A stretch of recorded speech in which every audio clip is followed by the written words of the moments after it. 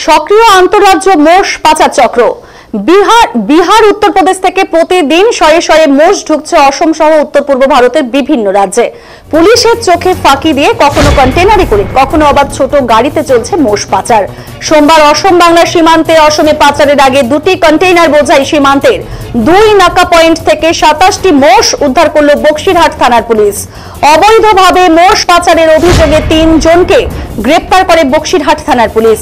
তুফানগঞ্জ 2 নম্বর ব্লকের অসম বাংলা সীমানার 17 নম্বর জাতীয় সড়কের জোড়াই মোড় নাকা চেকিং পয়েন্ট ও 31 নম্বর জাতীয় সড়কের ভাঙাপাকড়ি নাকা চেকিং পয়েন্ট এলাকার ঘটনা। পুলিশ সূত্রের খবর, গতকাল বিকেলে জোড়াই মোড় অসম বাংলা সীমানার নাকা পয়েন্ট এলাকায় ASO1PC 2917 এই নম্বরের একটি কন্টেইনার বোঝাই লরি আটক করে কর্তব্যরত পুলিশ কর্মীরা। তল্লাশি চালাতে গিয়ে পুলিশের চক্ষু চড়ক গাছ। সেই সময় পুলিশ দেখতে পান ফলের কার্টুনের আড়ালে গোপন চেম্বার বানিয়ে 14টি মোষ নিয়ে যাওয়া হচ্ছিল। মোষ পরিবহনের বৈধ নথি দেখাতে না পারায় সেই গাড়ির চালক সাইফুল আলী ও খালাসি আব্দুর রশিদ নামে অসমের 2 বাসিন্দাকে গ্রেফতার করে পুলিশ। অপরদিকে গতকাল গভীর রাতে তুফানগঞ্জ 2 নম্বর ব্লকের ভাঙাপাকড়ি নাকা পয়েন্ট এলাকায় রুটিন অনুযায়ী তল্লাশি চালানোর সময় HR45D9548 এই নম্বরের আরেকটি কন্টেইনার আটক করেন কর্তব্যরত পুলিশ কর্মীরা। সেই কন্টেইনারে তল্লাশি চালাতেই 13টি মোষ উদ্ধার করে পুলিশ। মোষ পরিবহনের বৈধ নথি দেখাতে না পারায় গাড়ি চালক সন্দীপ কুমার পাঞ্জাবের বাসিন্দাকে গ্রেফতার করে বক্সিরহাট থানার পুলিশ। পুলিশ ধৃতদের বিরুদ্ধে নির্দিষ্ট ধারায় মামলা রুজু করে আজ স্বাস্থ্য পরীক্ষা করার পর তুফানগঞ্জ দায়রা আদালতে পেশ করলে বিচারক ধৃতদের 14 দিনের জেল হেফাজতের নির্দেশ দিয়েছেন। তবে মোষগুলি হরিয়ানা ও বিহার থেকে পাচারের উদ্দেশ্যে অসমে নিয়ে যাওয়া হচ্ছিল বলেই প্রাথমিক তদন্তের পর পুলিশ জানিয়েছে। তবে পুলিশ আরো জানিয়েছে, অসম বাংলা সীমান্তে নাকা চেকিং জোরদার করা হয়েছে। অভিযান চালিয়ে বিভিন্ন সময় পাচারকারীদের গ্রেফতারও করা হচ্ছে। অসমে ঢোকার আগে জাতীয় সড়কে বক্সিরহাট পুলিশের নাকা চেকিং পয়েন্টে নতুন ভাবে ওয়াচ টাওয়ার তৈরি করা হয়েছে। 31 নম্বর জাতীয় সড়কের শঙ্কর সেতুতেও সশস্ত্র বাহিনীর কড়া নজরদারি রয়েছে।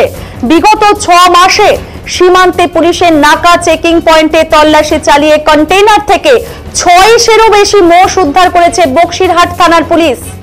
তবে এই ঘটনার সঙ্গে আরো বড় চক্র জড়িত রয়েছে কিনা তা ইতিমধ্যেই তদন্ত শুরু করেছে বক্সিরহাট থানার পুলিশ।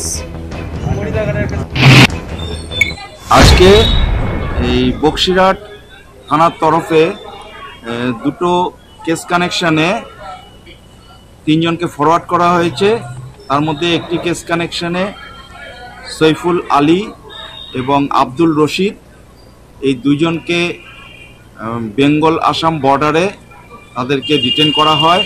তাদের কাছ থেকে এই 14টা বাফেলো তাদের কাছ থেকে পাওয়া যায় এবং অপর একটি কেস কানেকশনে ভাঙাপাকড়ি, সেটাও বক্সিরহাট থানার আন্ডারে, সেখানকার নাকা পয়েন্টে তাকে ডিটেন করা হয়। সে পাঞ্জাবের বাসিন্দা। তার কাছ থেকে 13খানা বাফেলো সিজ করা হয়।